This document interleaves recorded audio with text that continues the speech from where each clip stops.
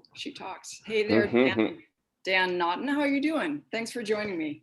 Hello, it's absolutely great to be here. Dana, thank you for inviting me to be on this show. Well, it's a real treat because as of course your folks across the pond know that you are a fragrance reviewer, and I'm hoping to introduce you to some of the folks over here in the States. And I was curious about your story. So let's cast ourselves back. What was your upbringing like? Did you grow up in London or outside or? My upbringing was, I was born in 1977, so I'm 44, and I was born in Barnet in Hertfordshire stroke London. It's the very northern outskirts of North London. So it's kind of just about in London, and it's also in Hertfordshire as well, if that makes sense. So it was kind of I guess a lower middle class suburban family with parents from rather more working class origins. And that's how I started out, and I lived most of all of my childhood and young adulthood there. What's interesting is that, and you talk about this on your channel, Mr. Small in 1977.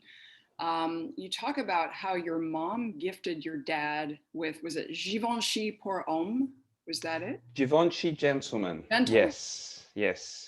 That was a 70s release, and when growing up, that was the only aftershave, as we would have called it then, that I ever really smelled, because I didn't have any specific interest. So to me, that was what a man's fragrance was kind of like, and it's actually a very powerful, quite old school smelling fragrance.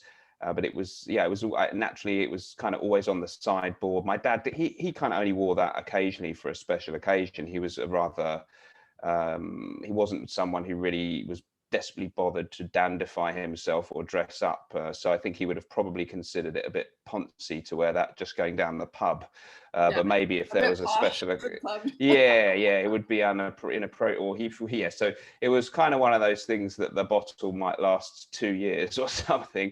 And occasionally, as a kid, you naturally just sniff it for amusement. Or then even as a teenager, if I didn't have any money, of course, to buy my own, I used to splash a bit of that on, which is pretty much not the most appropriate scent, probably for a 15, 16-year-old in the early 90s, but it didn't seem to be too off-putting to other people. So that was all I knew about fragrances at first. Yeah. So was there a moment that you were conscious of feeling that inner frag head start to come out as a young man when you smelled your dad's Givenchy Gentleman, or was that later?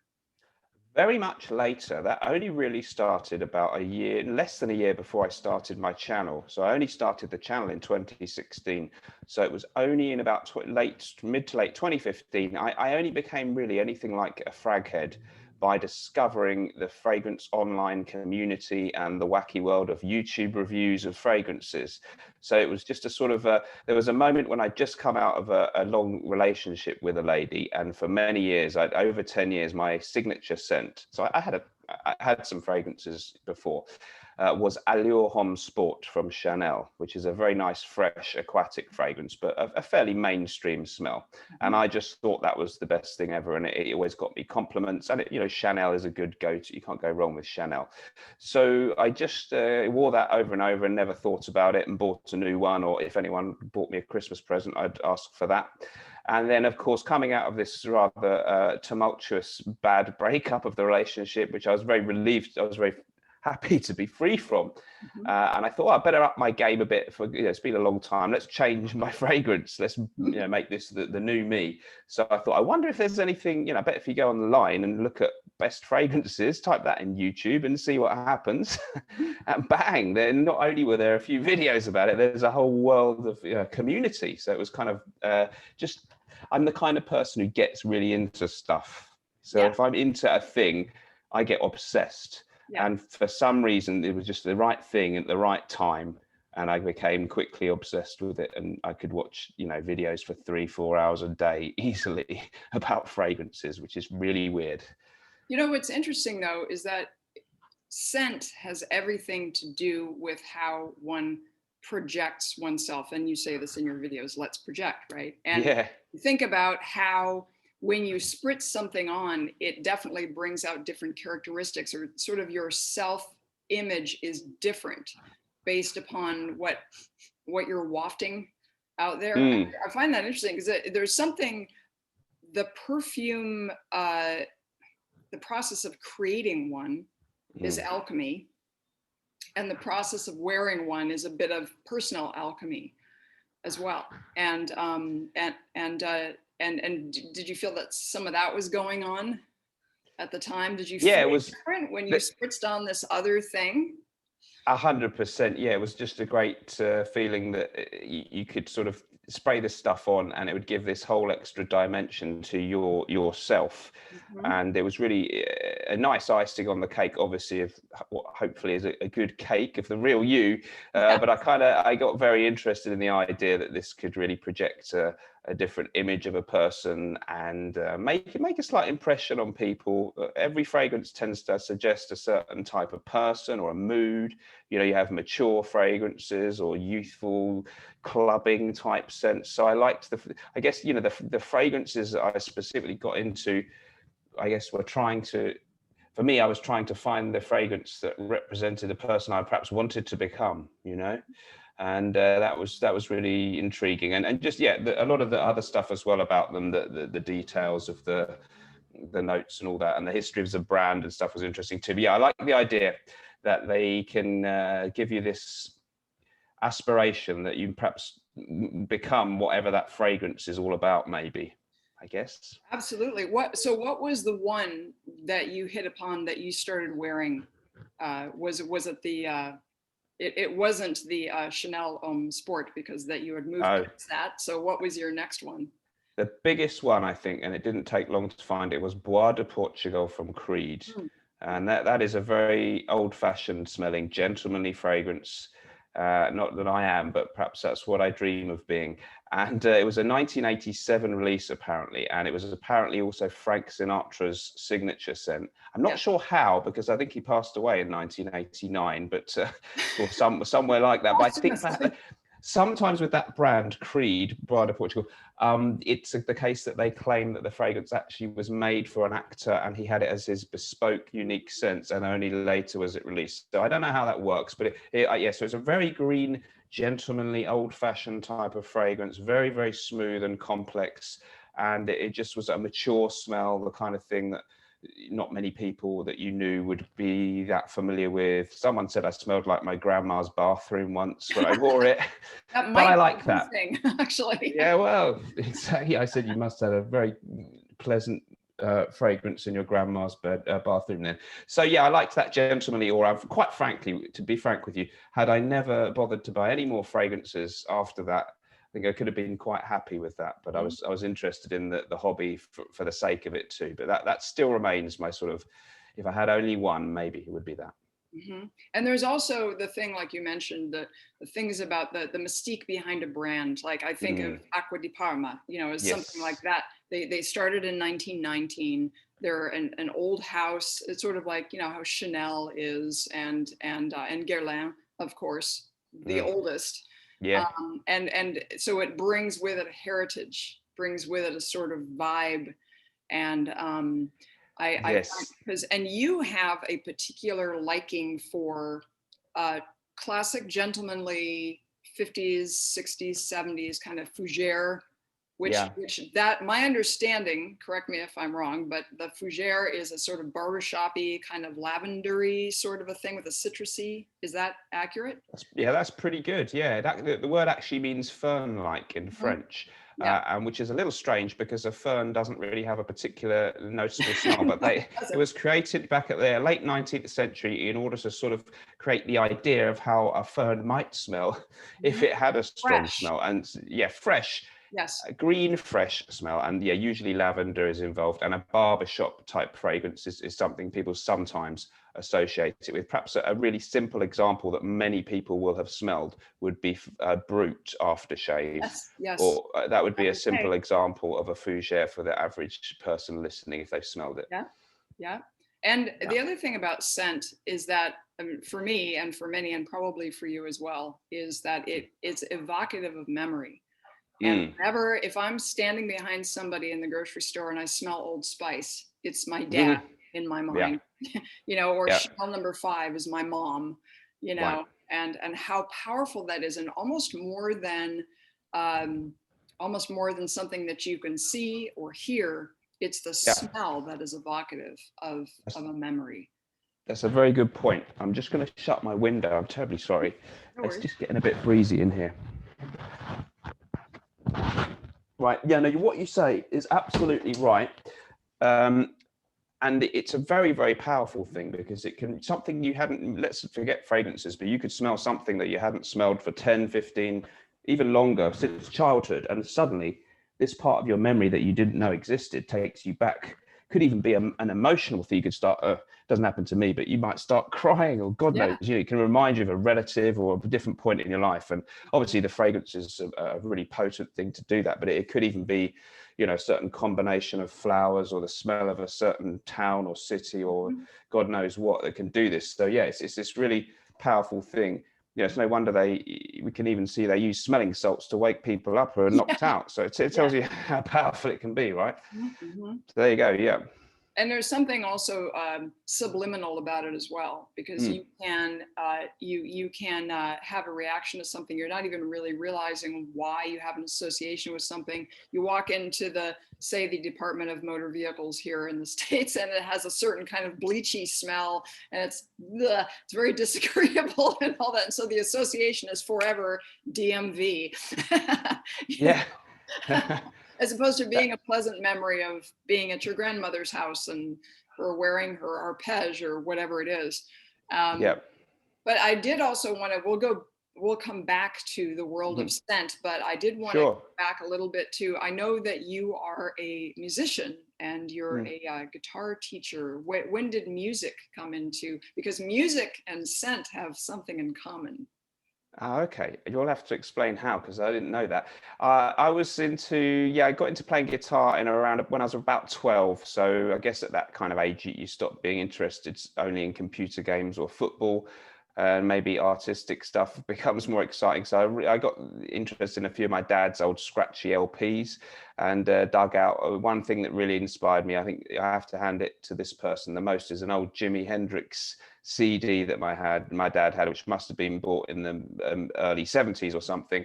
And this kind of outrageous figure with his guitar and all the daft things that he did with playing with his teeth and burning the guitar. And I got, if I can be really risque, maybe even the fact that he used to make some rather phallic movements with his guitar, perhaps at some level for an adolescent 12-year-old boy, was kind of somehow struck some subliminal chord. So he became like as I said, I get obsessed. So I pretty much like only listened to Jimi Hendrix, and obviously I desperately wanted to try and play a guitar. And eventually I got some kind of East German electric guitar borrowed off my friend or something. It was falling apart and held together with rubber bands, and worked my way up gradually. So yeah, I got into guitar at that age, and what with one thing and another, I had it as a little hobby for a while, no big deal. And then in my early 20s, I got a little bit more serious, studied a bit harder with some video, teach yourself VHS tapes, just at the fag end of those being a thing. And got to the level where I got to be able to be a teacher of guitar, what with one thing and another, in my local guitar shop. So I was doing that from my early 20s for quite a few years. And of course, Jimi Hendrix has the Brits to thank for his meteoric rise in music, because he wasn't accepted as much in the States, which is such a crime, that he went across the pond and just was it. Hit it. And, thank God, because someone of his talent and his quality needed to be championed, and then of course he came back and was appreciated. And of course now we love him, as one of our own. But that's interesting. And also, like you said, his whole vibe and his power and he was sensual, sexual, beautiful man. Former paratrooper. Did you know that? He was. Yes, he was. He had to jump. He had to jump out of airplanes. There's photos of him in his uniform. Yeah. Mm-hmm. And part African American, part Cherokee Indian, I believe. Yes. So yeah. Yeah, there's a great interview, if you're familiar at all with Dick Cavett, of the American Interviewer, who did all these fantastic television interviews. He's one of my heroes, from the latter 60s into the mid 70s, and Jimi Hendrix was on, and they talk about that. They talk about his service career as well. And because you didn't normally hear about it, you know, but he talked about it with him. Yeah, he was great. Yeah, he was so fascinating as a character. Yeah, yeah. And so innovative. And he's fun. Like I would look at Prince and I'd look at Lenny Kravitz and I'd say, gee, where'd you get that? You know, I mean, obviously influenced by Jimmy, for sure. 100%. He really did revolutionize the whole world of music and guitar playing. And Eric Clapton was sort of supposedly the god of guitar at that time. But I think he stumbled across Jimi Hendrix, and there's interviews where he said he knew this guy was just on a completely different level. And you know, was blown away by him. So yeah, he was absolutely amazing, and not just for the music, but this kind of weird charisma that he had. And it was lovely when you hear him speak, very soft spoken, kind of laid back. Yeah, he was probably taken a lot of drugs too, but he was a very likable, charming, humble kind of guy. And of course, it's insane to think that he was his whole career lasted, what, 1,000 odd days, or 3 years or 4 years. So weird. Yeah, terrible. A huge loss. And of course, speaking of Eric Clapton, Muddy Waters was one of our great Delta blues musicians, was his hero. And, you know, post-war Britain was a very grim place. And I find it very interesting how American blues and R&B made its way across to Britain. Post-war Britain, grim place. It's depressing, it's dark and dank. And kids of the time, like Keith Richards and Mick Jagger and all those guys. And we have to do a shout out to Charlie Watts, because we lost him this week. Yeah, what a tragedy. The Rolling Stones. Very sad to lose him, but he was 80, Dan. Well, that's true. He lived a very full life. I should remember that. Yeah. And given that he was, you know, a rock and roller for so long, it's amazing he lasted as long as he did. And I think that somebody is winning in a betting pool, because they were like, is it going to be Keith? Is it going to be Mick? Is it going to be Charlie? You know, my bet was Charlie. Oh wow, yeah. I think Keith Richards will outlive me. I mean, I think he's indestructible. You've got to love that guy. I saw a meme once that I loved, which was we have to decide what kind of world we want to leave to Keith to what kind of world our grandchildren are going to leave for Keith Richards. That is genius. Yeah. He's great. He's like the Buddha of blues rhythm guitar. And honestly, he would have been happy as a Delta blues musician, you know. His idols were Robert Johnson, Muddy Waters, B.B. King, all those they were, heroes of the day. And that is where that's just what he does. I mean, he joked that he was basically unemployable, you know, because what else is he going to do, right?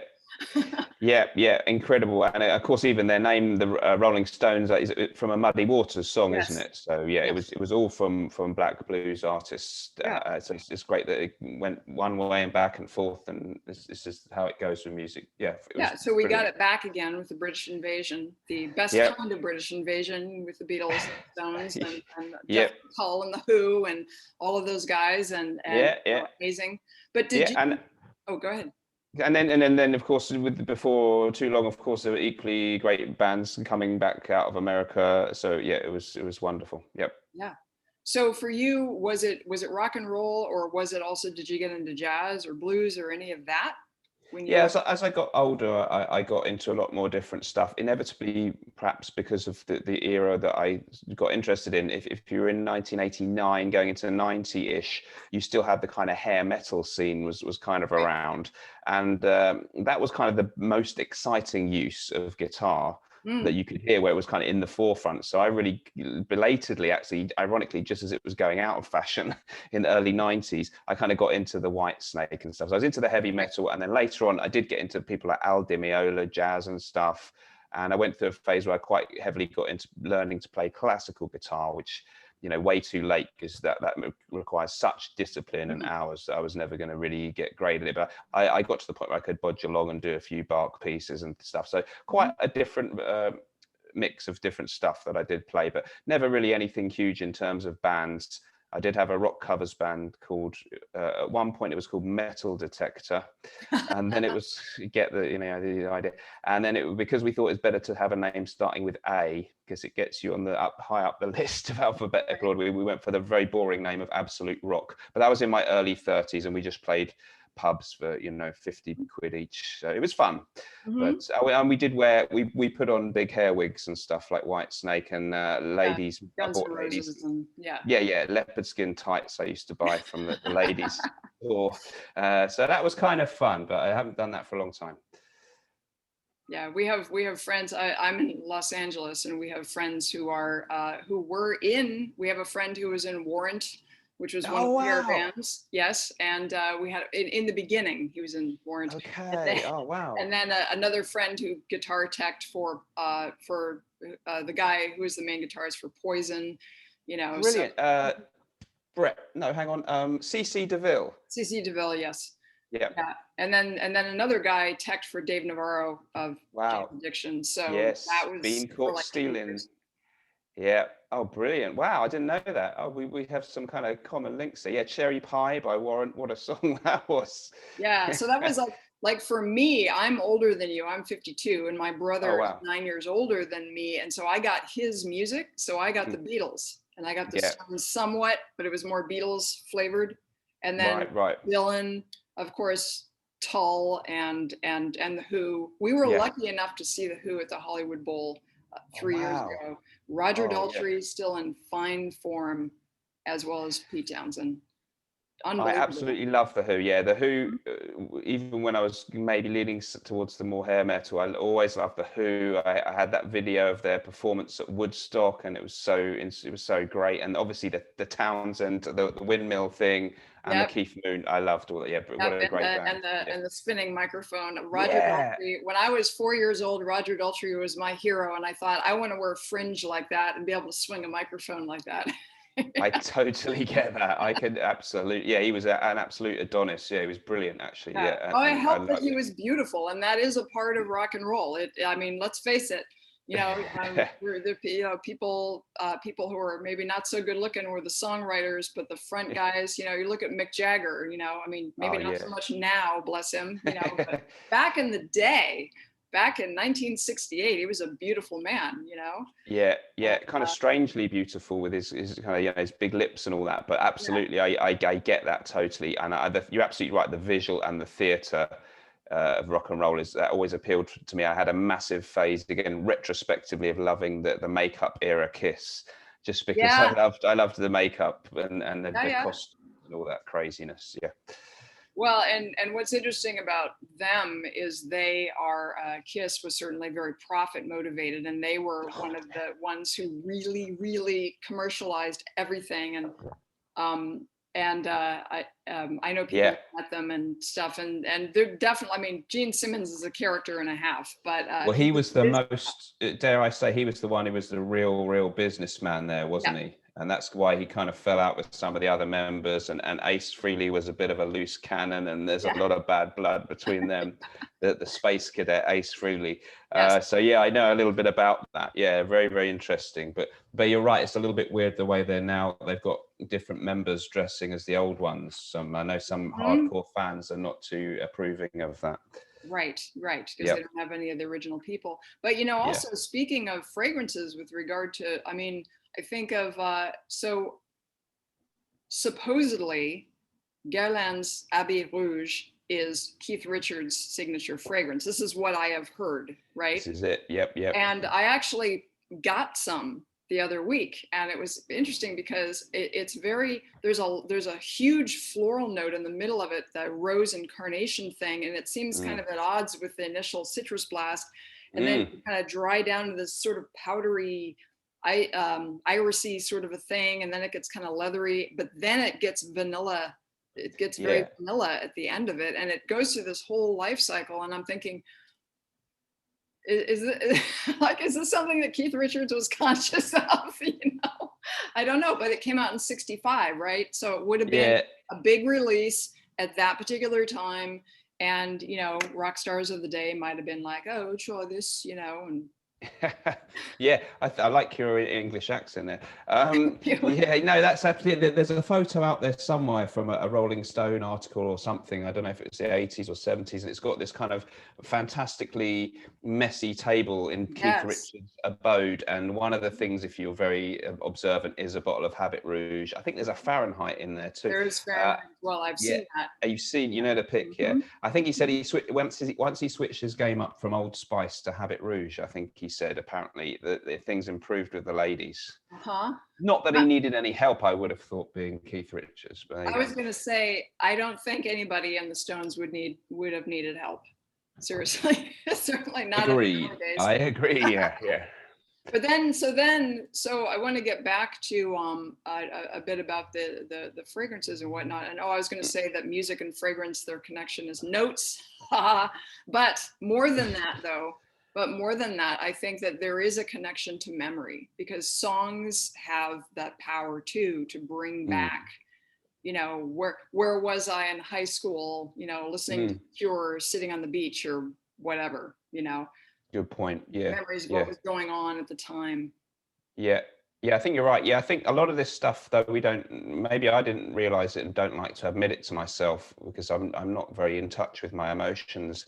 Perhaps the music and the fragrance, whether I realize it or not, now that you've mentioned it, is some kind of way of getting some kind of contact with my emotions, which I don't actually. You're the person for Zen body living, and I think I need some help with that because I don't have any mindfulness going on here. So maybe this is about as good as it gets for me. That the fragrances are triggering some emotions and subconscious stuff, as indeed the music, all the lyrics are often very emotive in songs, and even the sounds can be quite heartrending in some songs. So I think you're absolutely right. Yeah, there is a strange connection there and I think it's all about emotion, and maybe nostalgia and memory Mhm. obviously tie into that, don't they? Yeah. And I think it also ties us to, by the way, you can be forgiven because you're English. So, Okay. it's For, where you're from. It's in the air. So don't for feel the bad. stiff upper lip type thing, you mean? Yeah, yeah. You're That's not it. like us Yanks who tend to be more emotive. Yeah, But yeah, definitely. you will see a copy of the Daily Stoic on my table over there. Uh, So, I'm all for rationality.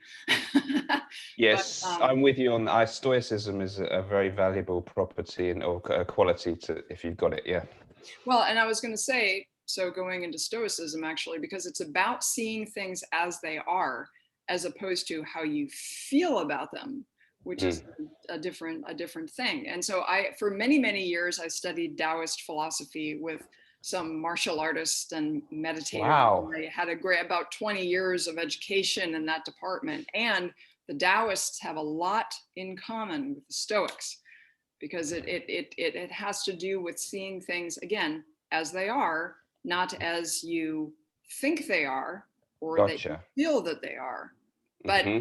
and in seeing things in their actuality, it means that you can respond appropriately, as opposed to, in a magnified Yeah. way. Yes. Yeah. I think that's great. Yeah. I think that's very much a philosophy I must look into because I don't. I've heard of Taoism, Mhm. Maoism, but Pronounced I don't know Tao, much yes. about Taoism. So I Yep. guess maybe this isn't the place for you to give me an in-depth explanation, but perhaps I need to familiarize with that. It sounds like I might like it. Yeah. Well, it's all about equanimity. It's all about balance. Mm. And to be in a healthy state of mind and body, it's Hmm. helpful not to be at extremes. That's And true. Yeah. we're living in a time where we're seeing these polarities, whether that's political, whether that's Yeah. your side of the pond or mine, or Hmm. with regard to the COVID thing that's going on and all the division regarding that. And Mm. um, I'm hoping that perhaps at some point people will, as I say, calm the fuck down Oh, and we're allowed come to back. swear on this podcast. That's Yes, you're good. like, you could say whatever you like. Absolutely. Ah, good. Yes.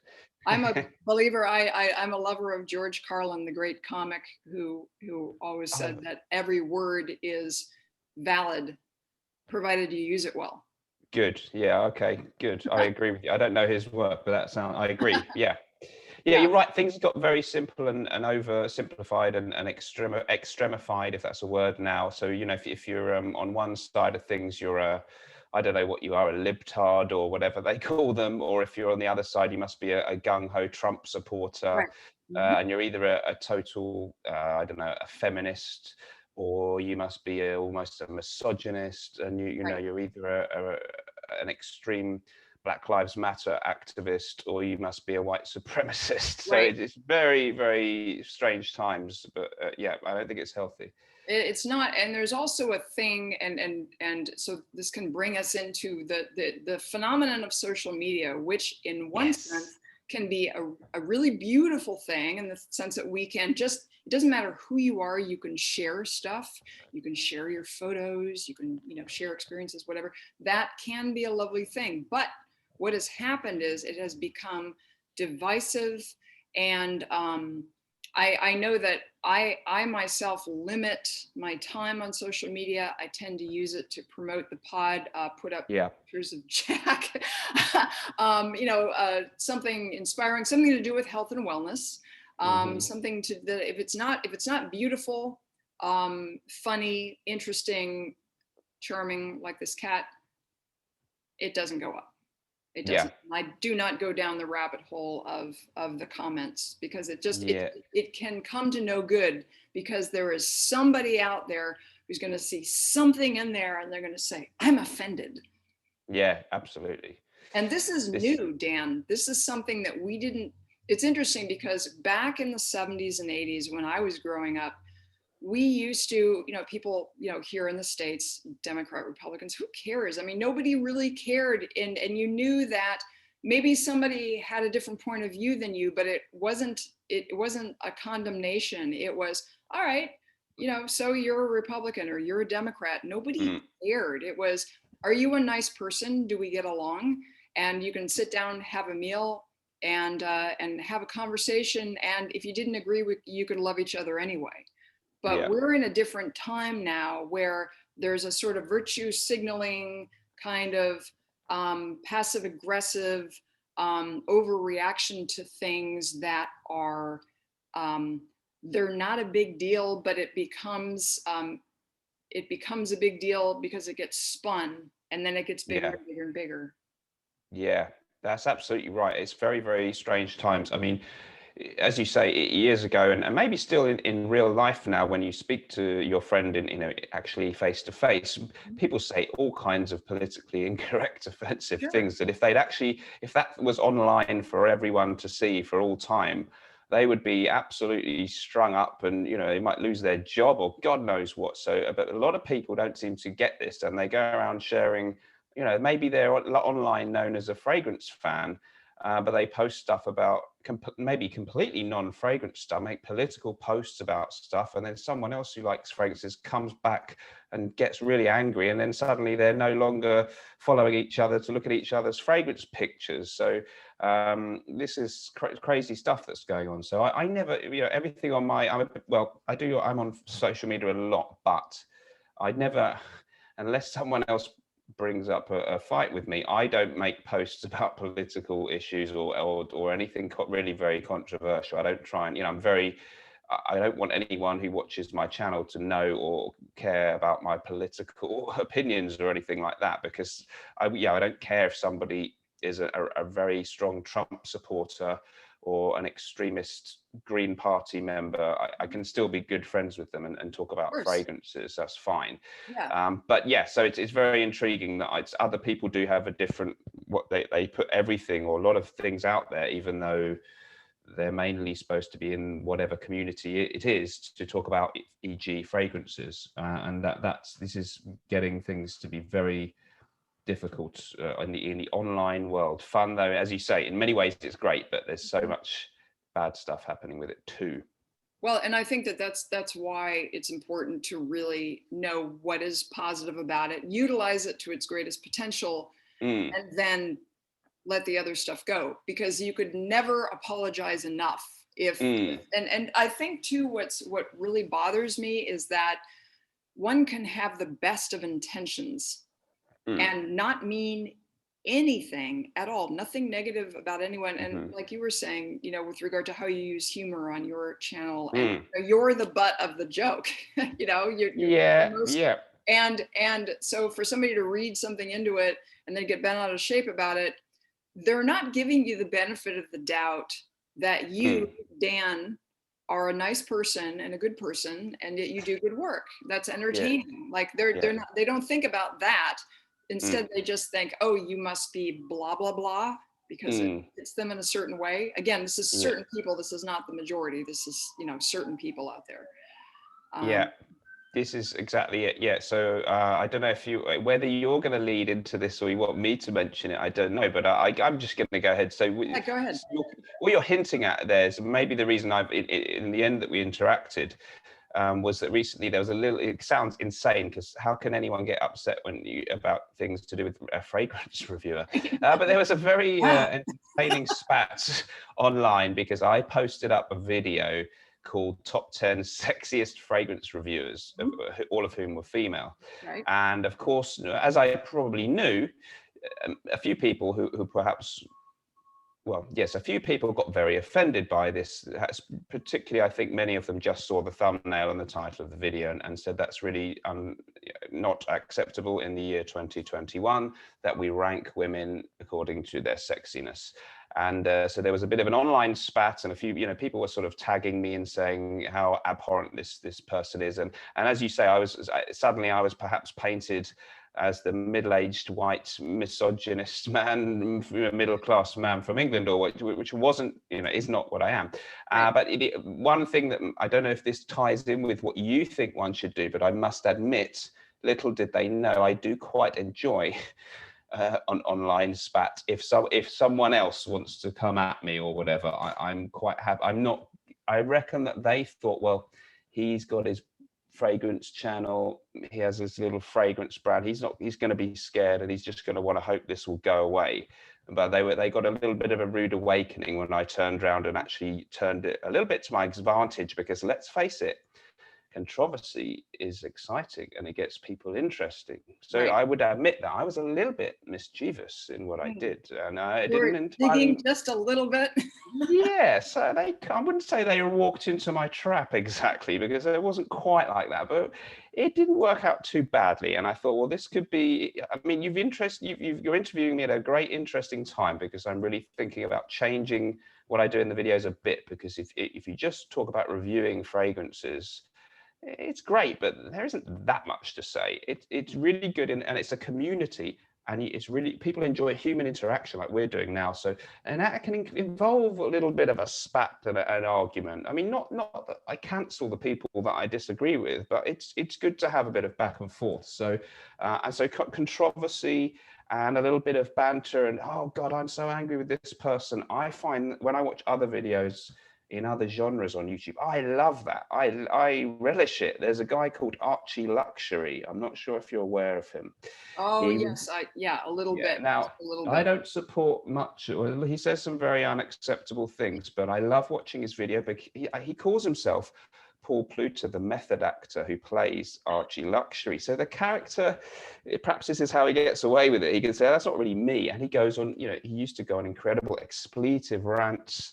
And he calls himself the pontiff of the watch collecting community, and he got in a real argument with another YouTuber, and he excommunicated him from the community and banned him, and he was just raving. And I find that all supremely entertaining and enjoyable. So I embrace the drama a bit, not if it's really stuff where people are, God forbid that people are being bullied and seriously upset and hurt and all that, but if it's big boys and grown-up people arguing about something as daft as fragrances and a silly trivial little video, then I do enjoy the back and forth. So that's me. I'm a bit mischievous. Well, and there is something, I mean, there definitely is a climate of cancel culture that has infested Hollywood.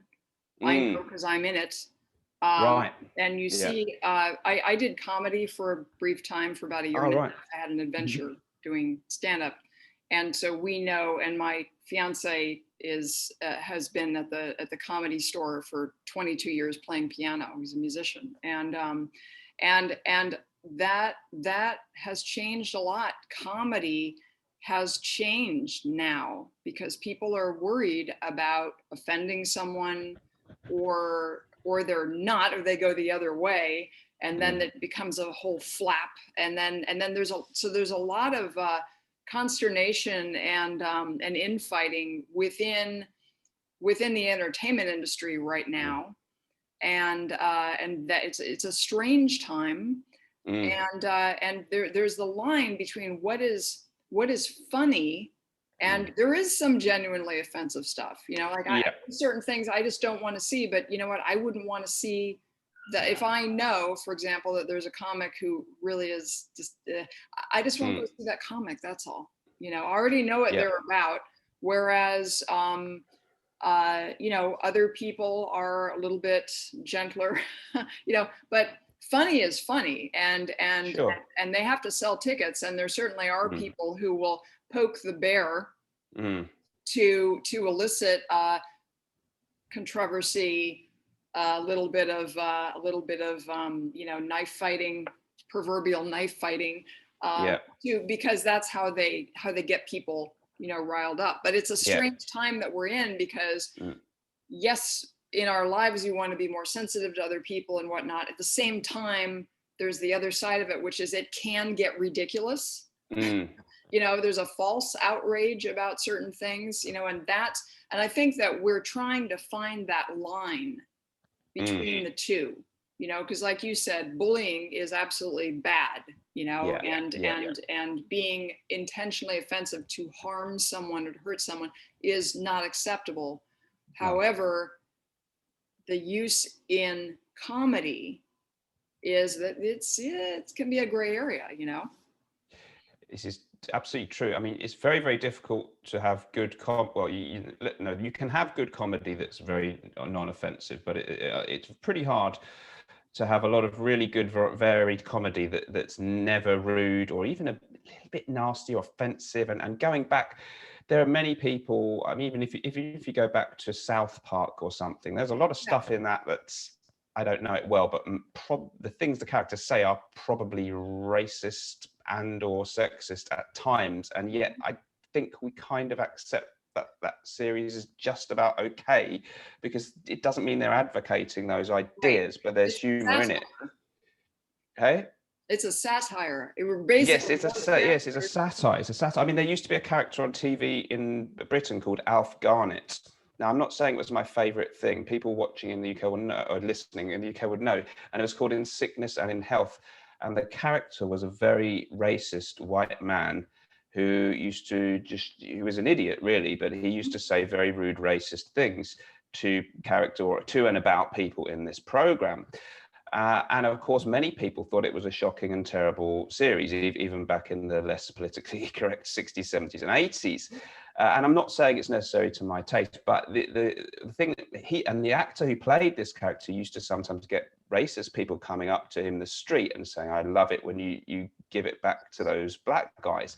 But the point is that this guy was trying to satirize the stupidity of racism. He was actually a Jewish man who had been a member of the Communist Party before. And so we have to have the possibility of people saying politically incorrect things, maybe as a character satirizing that. But yeah, nowadays that's getting harder and harder. Well, and I think that takes, for example, here, well, you mentioned South Park, but also we had Beavis and Butthead, and we also had All in the Family. I don't know if you guys ever saw that. I've heard of it. Yeah. Archie Bunker was the character, and he's this guy who's this curmudgeonous, racist, sexist, old school guy. But the point of the character was that he said these horrible things, and of course you'd be like, you'd be shocked at them, but they're satirizing that kind of person. And the humor came in was when that guy, who is the clown essentially, was right about certain things. That was the push-pull in that very sophisticated comedy. And I don't think you could make that show now. So he was right. You think sometimes he despite all his faults, occasionally he made a good point or something. He was, and it wasn't about any racist comment or sexist comment that he made that was right, but it was some other things that maybe you'd be like, huh, and it would kind of turn on your head what you thought about something. And that was but it takes some intelligence to recognize that, because it was certainly not advocating racism or sexism at all. It was actually the opposite. But it was a very sophisticated show. And you see this, and so again, there is a line between what is satire and what is smart comedy, and then stuff that's just downright offensive. And what's interesting is that stuff that's downright offensive, it's really mostly not at all funny. I mean, good comedy is smart. And very true. Some of the best comedy also is the thing where you laugh despite yourself. You feel like, should I be laughing right now? Oh my God. That kind of reaction. And that is, and when you have people like Richard Pryor, brilliant. Somebody like George Carlin, same thing. They would say something, you'd be like, well, I'm the same. Those are the best things. They're out and out. I mean, we have a comedian here called Roy Chubby Brown, and he does tell racist jokes. I don't think anyone really, even whatever, he's not going to go down in history as a very clever or good comedian. It's poor stuff, really. But then again, I don't know if you agree, but one of my favorite shows is a perfect example of this is Curb Your Enthusiasm with Larry David, where there's so much stuff, like it almost seems like he's making fun of handicapped disabled people, but he's not. But there's a scene where the guy in a wheelchair turns out to be an asshole. And normally people in wheelchairs can't be depicted as assholes in a program. And so you're thinking, should I laugh? But you can. And because he's Jewish, he can get away with a bit more because he's Jewish, so he can even make jokes. He got in trouble because another Jewish person caught him whistling a Wagner tune, and Hitler used to like Wagner, so they got in a row. So he can get away with maybe a little bit more because of that. But it is, that's a great example for me of one of my comical heroes of all time. Well, and that's smart writing, that's smart comedy, and it's sarcasm brilliantly applied. And he's Larry David's character he's a total curmudgeon. He's not lovable at all. It's just like, and yet he's so watchable. He's a little bit lovable, and some of the time he's right. That's exactly the point you made. A lot of the time you think, I would never say that's horrific, that's terrible, but there are so many things in each episode you think, I'm with you on that one, Larry. I'm with you all the way. This is what we need. We need that ability to do that. And just, an example of that, which is, I'm not in any way anywhere near that level of comedy in anything I do. But so one of the things that upset people in the intro of my top 10 sexy reviewers video was there were quite a lot of sexual jokes at the beginning. And I made a joke about going to a prostitute. And it wasn't a terribly funny joke, but the joke was on me. And it didn't mean, somebody then later commented I shouldn't make jokes about my vile lifestyle. So I think they literally thought that I meant I do use prostitutes, which I don't. So we can it's talk not to knock prostitutes, but no, and I don't knock prostitutes because I don't knock people who have had to do that for a living. I wouldn't necessarily condemn to hell forever anyone who has ever used one, although it's not the nice. I don't suppose it's the greatest crime of the century, but it doesn't happen to be something I've done. But it was a joke that was intended to make me look like a bit of an idiot. But they just didn't think you could even mention a prostitute in a funny way at all, which is that what kind of world is it going to be if we can't laugh at grim and also too subject? Sorry, you also kind of have this interesting thing whereby you kind of play with the idea of the suave and dashing man of the world, sort of James Bondy kind of persona, and then it's so obviously not that, and that's what makes it funny. What do you mean? I thought I was. That's it. No, exactly. The character. I mean, I guess I like being called Mr. Smelly in a way. I mean, there's a lot of me. It's not method acting, but there's a lot of me. And the character Mr. Smelly is a loser. He doesn't ever get the girl. He drinks too much. It's self-loathing and all that kind of stuff. So yeah, absolutely, yeah, totally, yeah, this is it. Right. That's the joke. But I guess, to be fair to people who were outraged, perhaps they were new around here. They'd never seen that. And they just thought I was saying, isn't it funny to go to prostitutes and that kind of thing. The So other that's, thing too is that as a YouTuber, you are competing with a lot of thumbnails and yeah. with a lot of, and the thing is that fragrance is a sensual thing. Is a thing that it is in the realm of the senses, and so there is a sensual or sexual side per se, and you are competing with all these other people. Yeah, gotta be, yeah. So and because you want to have people click on your channel, you're going to want to put something up that's provocative in a certain way to attract 100%. right? So 100%. Yeah. You've got, I'm going to mention Jeremy Fragrance, who's a character and a half, who's Yep. sort of ridiculously Zoolander-ish good-looking guy who I think is, and he's a brilliant fragrance reviewer and all that, but he also plays himself to the hilt, if you will. Yes.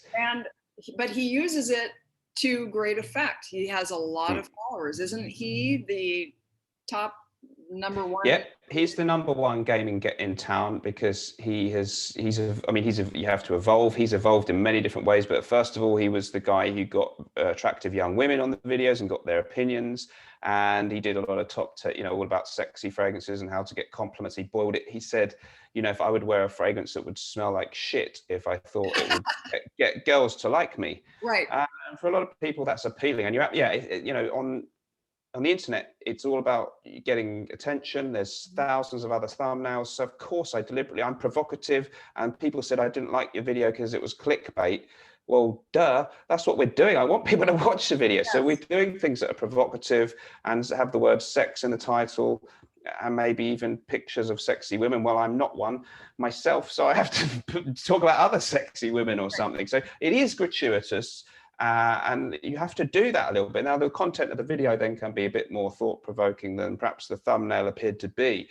But yeah, we're definitely seeing that. And new channels have come through now. One of the big things is you mentioned Jeremy's number one. I bet he's not maybe by this time next year, because we've got female reviewers now coming through who are attractive young women. Yes. Which was kind of made me why I did this video. Yeah. And they talk a lot. They know a lot about fragrances. They may do women's fragrances too, but some of them talk a lot about men's fragrances, because it's a no-brainer that men who are interested in finding out about men's fragrances probably also have that basic human instinct that if they see an attractive woman in the thumbnail, they'll pick that video, and then they get a bit of, I'm not saying all the female reviewers are like this, but if they do get some titillation maybe from the video at the same time, it works. And these channels are growing very, very fast. There's one called Curly Fragrance. Her latest video, I really encourage you to watch it, because it's very, very rude, provocative. A lot of, she would admit this, a lot of sexual references, outrageous, in fact,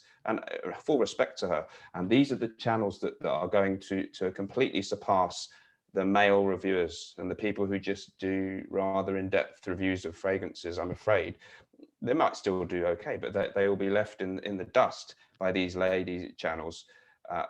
Some of these female reviewers also are doing more serious stuff too. There's a mixture, but this is why I'm trying to evolve a bit, because I'll only stay very low level if I just do traditional fougere, the vintage fragrance reviews, and a little joke at the beginning. I am deliberately trying to get a little bit provocative. Mm-hmm. And that's where you have to find the line for yourself, which is this true to my own vision? Yeah. And also, is this going to get some attention? I think of the lovely guys, the wafts from the loft. They're great. I love them. Wonderful. Yeah. I love them. And they are they tend to love their niche fragrances and whatnot. They did have one about Guerlain. They ran the gamut there, and I love them because they're just these two married guys who are passionate about fragrances, and they're in the Oregon loft, and they just talk about that, and they're just so yeah. And I absolutely adore them, and so for they have their following. Yeah. you have yours, and then Jeremy Fragrance has his, and some of the ladies that that you mentioned, because I did watch that video. Yeah. You made a point of saying that these women are, they're doing some amazing things, and there are people who have real knowledge, not just a pretty face. These are people who have Yeah, knowledge, yeah. and there's respect there, and also you are helping to bolster them, which I think is great. Well, let me be very clear that they are not just pretty faces, and they're very smart business people and creators of content and editing and all that. And I doubt a lot of them need my help much, because many of them are now already bigger than me. But yes, indeed, I was only intending to be helpful. And yeah, all the points you make there, very, very. I love channels like Wafts from the Loft. There's one called Scentland, a guy called Chris, and these people are probably, although they're as good as anyone, 100%, perhaps they do have a day job and that kind of thing. So they're not so desperate. It doesn't matter if they get huge growth or whatever, and they're very content with the way they do it. And they've got some decent amount of followers, fantastic. But of course, those channels naturally will it's a bit like a tabloid newspaper versus a broadsheet. Always more people will read the tabloid paper than the broadsheet. But of course, some people, people with a little bit more want to take their time and know a bit more about things will read the more highbrow thing, and these are more highbrow channels. I'm trying to tread a very weird path where I do have hope. I'm not just doing here's how to get girls guys. I have a specific kind of fragrance I'm into, a gentlemanly thing. So I'm doing this contrast, which is kind of, I guess that's my USP, my unique selling point, is I have a contrast. It is some serious fragrance content, but it's also going to be almost Benny Hill level, or carry on film humor, or something to even toilet humor, and a little bit of outrage. I'm going to try and bring both things together, and it probably won't succeed, but I'm going to try. And I really enjoy that. I right now I'm more excited sometimes about the jokes and maybe even being a little bit provocative than I am about the fragrances a little bit. I go through different phases, but right now that's what's inspiring me. It's a creative outlet, and I you're really, having really fun. I mean, clearly yeah. you're having a good time when you're doing it. And I love it. Yeah. And I did also. Oh, go ahead. Sorry. Well, those guys who got upset with me made my weekend last week, because I was bored. I didn't have a lot going. It was fun. So yeah, I do love it. Yeah. I'm glad it made your week. I was you're like, oh God, poor Dan. No. It was, a few people have said, "Are you okay?" But I'm like, no, don't, honestly, it's been quite fun. Yeah. That's the stoic in you. Good for you. I'm quite a hard person to really get down. Yeah, you can knock me down, but I tend to keep getting up. Yeah. I did also want to mention that you are the creative director of Naughton and Wilson. Yes. And I wanted to ask you about, you have Gravitas pour Homme, of course, and Vivor, which is your latest thing. Are you and your team developing new scents, or what's happening? We're going to do a third one really soon. So I think I can tell you without giving anything away that I'm not allowed to. We're going to have hopefully a third one out before the end of the year, and maybe a fourth one too. The two things in the offing are an Odor Sport flanker to Gravitas, which is a complete marketing suicide, because it's a completely old-fashioned, outdated way of describing a fragrance, hence why I want to do it.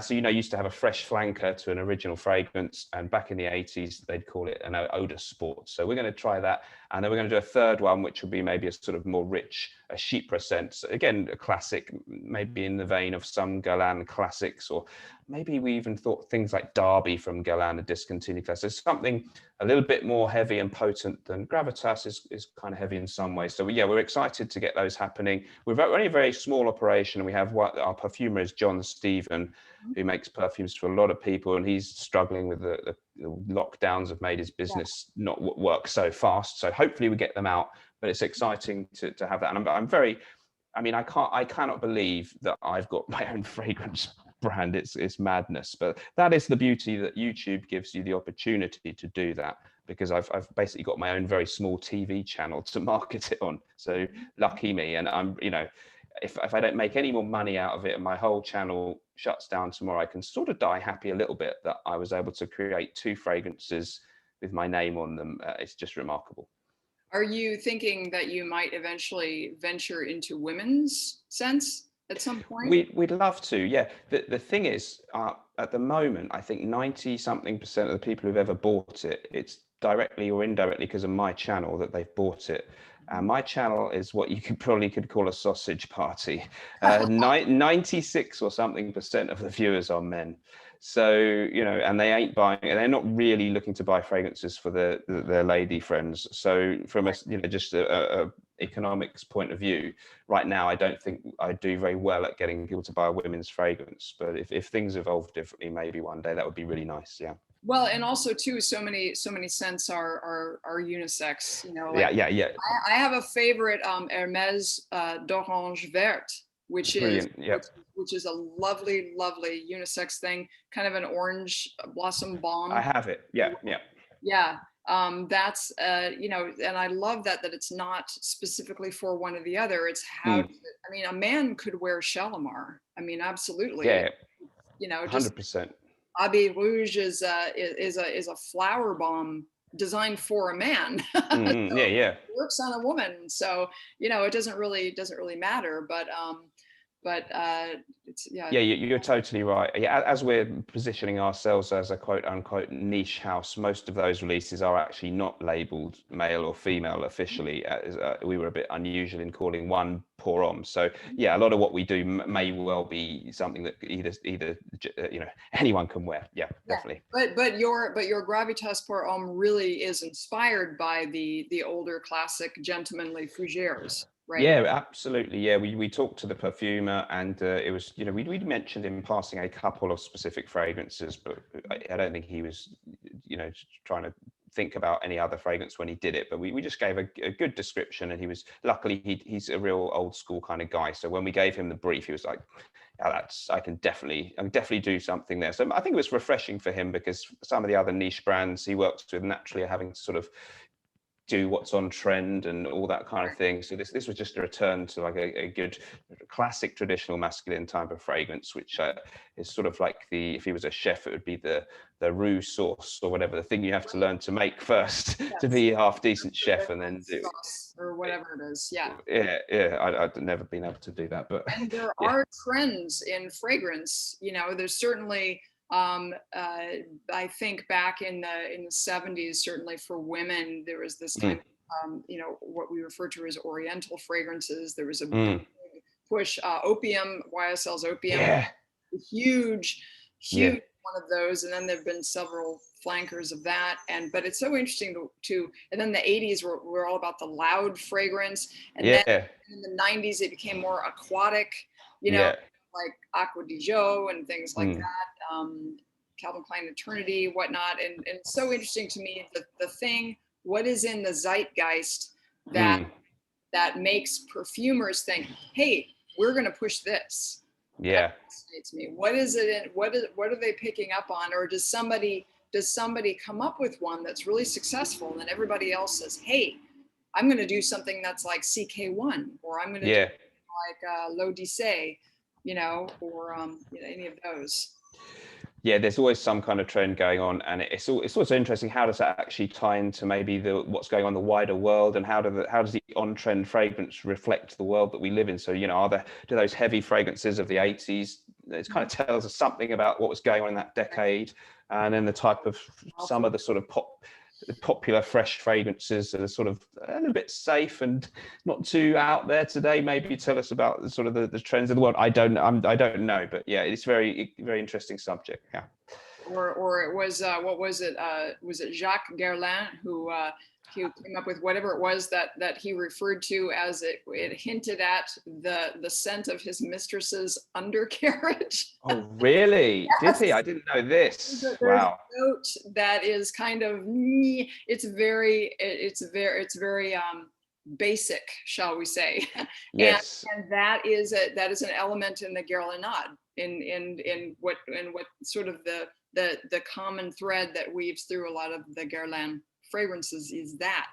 And, dare we say? I mean, it was scandalous actually back in the day when Shalimar, and I'm holding the bottle, this came out in 1925, And this Yeah. was, he came up with this, and it was essentially designed for his mistress, and it Right. evocative I of like it. her. So, Yeah. and it was considered so sexy and too rather erotic for people to wear. It was considered, Wow. it was Yeah. shocking at the time. Yeah. Yeah. Now we'd say, oh, it's a great classic fragrance, but at the time it was considered rather, because it was all very, fresh and Mm, springy and floral. Florals were big for women. mm. And you got something that's got some rah, in Yeah. Yeah. and so that was the big shocker back in 1925. Yeah, well, I bet it was back then. Yeah, and yeah, raunchiness in the smell of fragrances has certainly been a huge thing throughout history, and a lot of the ingredients and notes that create those elements. It's unbelievable when I found this stuff out that it comes from there's castoreum, which is from a beaver's Sure. gland somewhere. The civet cat Civet. spray scrapings from the backside, and Yep. and these all tie in with maybe kind of animalic feelings within people. And of course, if you just smell that ingredient on its own up close, Yeah, it's not horrible. very nice. But it's very, yeah, the musks and things are all kind of dirty notes, even ambergris, true, yeah. But when perhaps subconsciously, dare I say, when you think about some of the intimate things one might smell, it's a distant memory for me, but whilst having sexual intercourse, these things are in our minds perhaps associated with being attracted to people and aroused. So the subtle hint of them within these fragrances was probably there for that reason. So fascinating. Yeah, there's so much to perfume that people who don't know about it would probably be shocked to hear about. Yeah. Because they were developed to attract, and certainly you mentioned chypre, which is the French word for Cyprus, the island easternmost of the Mediterranean. I spent some time there, and Yeah. that was a perfume center in the ancient world. I didn't know that. All Yeah. right. Yeah. So their thing was, I believe, a kind of ambery, kind of resiny sort of base. That is something that a chypre has Mm. underneath it in the base notes. Yes. But it was thousands and thousands of years ago that they were the perfumers of Cyprus, were Right. perfuming the ancient world. Yeah, So it's been going on for a hugely long time, and of course sometimes back then the perfume had to be very strong, I think, because people didn't have much way to wash and stuff. So half of it was just covering up, the dreadful smell of unwashed people. well, that's So yeah, perfume industry started as back in the 1700s and whatnot. It was people didn't bathe, so you had to spritz on some nice, herby yeah, floral. That's why the French were, brilliant at it, because, certainly the aristocracy wanted to cover up a multitude of sins, essentially. yeah. Yeah, yeah. But guys, nowadays it doesn't work. You got to take a shower Yes. once a day. It doesn't really work, guys. But yeah, no, that's how it started. I think, Yes. yeah, incredible. The French are masters, as are, I would say, the Italians, and of course, the British are too. There's some wonderful. Floris is a British house. Penhaligon's is another Yeah, house too. yeah. I'm trying to think of others now. Yeah, there's Penhaligon's, Floris. We have this. Creed is the Got biggie. that. Sorry, Creed. Yeah. Yeah, Creed was now really thought it's a French brand, but it started as Creed in London. Of course, when you think of the name, it certainly sounds it's a rather Dickensian sounding surname, isn't it? But yeah, it sounds more English than French, doesn't it? But at some point they moved over to France, but they did apparently, I think, start out scenting leather gloves or something, which I think they smelled rather bad in those days, and to get rid of the stench. Then Yes. some of the fancy folk wanted a nice perfume, and Creed was supplying those. So yeah, it is originally an English house. And that was also the thing about the scents, with the scenting of the gloves and the handkerchiefs, which was the Acqua di Yes. Parma thing. Mm, Was they had, because they were selling in tailor shops. You'd go and mm, have a bespoke suit done, and you'd have your handkerchief dipped in Acqua di Parma mm. colonia, and you Yeah. put it into your jacket pocket. Yeah, that's it. And it's a good place to have it because it wafts perfectly in around that, and you get a little whiff of it yourself. And it's the perfume stays quite well on fabric because it doesn't sort of heat up as much as it does on your body. So it's a very smart. I need to do that trick next time I employ the old pocket hanky. Actually, yeah. Well, this has been delightful, Dan. This has been fantastic. And Me too. is there anything else that you wanna talk about that we didn't touch on?